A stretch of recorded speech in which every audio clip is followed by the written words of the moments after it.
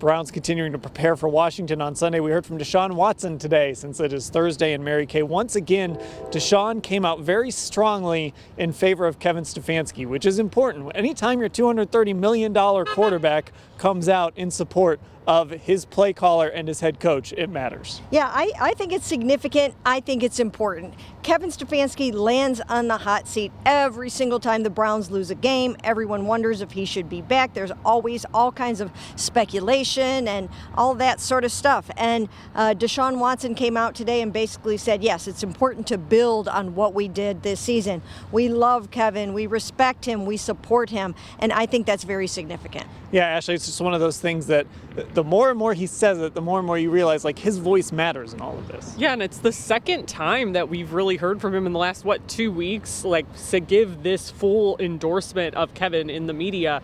And Kevin's caught a lot of flack, I think, fairly or unfairly, on social media, especially after these last couple of games. So to hear Deshaun Watson say that, I think it just kind of hammers home the point, right? There were a lot of reasons he chose to come to Cleveland in the first place, but I think it's undeniable that Kevin Stefanski was a big part of that decision.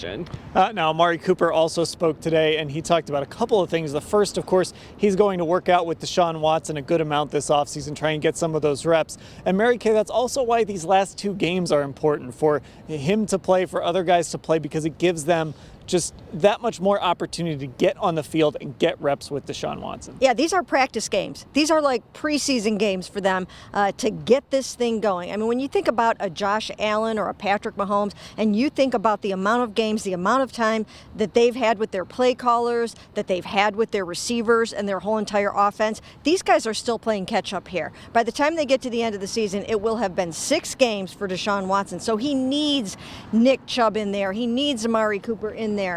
They need to have the whole operation working in sync to start strong next year. Now, Ashley, maybe Amari's just lobbying for another trip to the Bahamas. I don't know, but it is good that they're going to be spending time together in the offseason. Yeah, and I asked him, what about these off-season workouts is so important for you guys, especially as a quarterback and a receiver? And it's kind of the obvious thing, right? It's the chemistry. It's not necessarily anything about schemes or anything like that. It's developing that timing and that rhythm that is so crucial to this offense.